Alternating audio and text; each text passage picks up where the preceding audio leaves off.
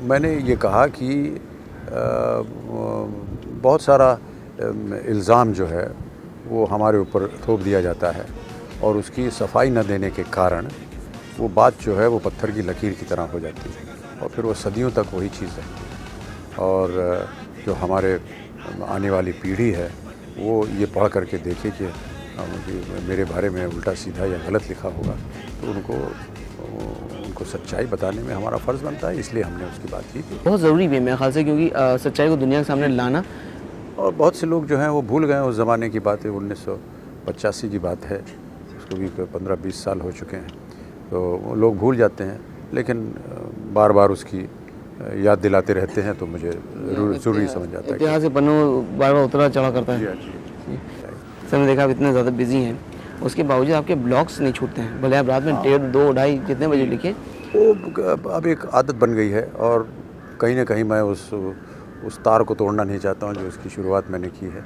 हमारे जो प्रशंसक हैं, जो पढ़ने वाले हैं, वो इस ताक में बैठे रहते हैं कि अब कब मैं लिखूँगा, कब मेरी बातचीत होगी उनके साथ। एक अवसर मिलता है उनको हमारे साथ कनेक्ट होने का, मैं उस अवसर को खोना नहीं चाहता और ना ही उनके लिए ऐसा कोई वातावरण बनाना चाहता हूँ जिसमें कि उनको लगे कि मैं उनके साथ नहीं हूँ।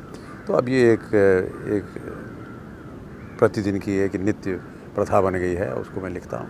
सर, घर में बोलते नहीं कोई, मतलब आप?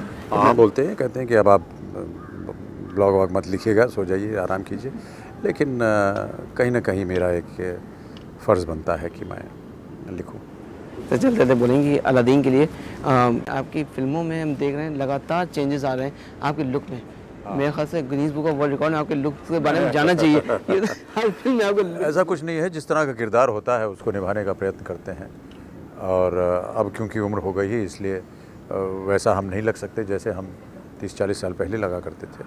बहरहाल मैं भाग्यशाली हूँ कि बहुत से ऐसे निर्देशक हैं जो अलग अलग भूमिकाएं एक चुनौती के तौर पे मेरे सामने पेश करते हैं और मैं उनको निभाने का प्रयत्न करता हूँ। सर, अच्छा, आपने भी अपने को बहुत कुछ चेंज किया। मतलब लोग होते हैं कि मतलब हम पुराने हैं, पुरानी चीज़ों पे चलेंगे, लेकिन कहते हैं समय के साथ बदलना चाहिए।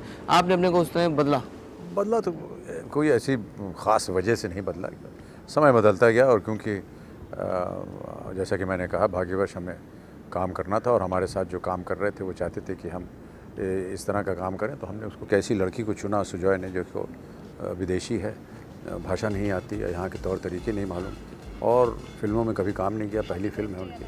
लेकिन जब आप देखेंगे तो आपको ऐसा नहीं लगेगा कि ये उनकी पहली फिल्म है और बहुत ही अच्छी इंसान है, नेक दिल, हंसमुख और बहुत जल्दी इन्होंने बड़ी मेहनत करके हिंदी बोलना सीख लिया और एक्टिंग इनकी बहुत अच्छी रही है पूरी फिल्म में, ऐसा बिल्कुल नहीं लगेगा आपको। मैं तो मानता हूँ कि वो एक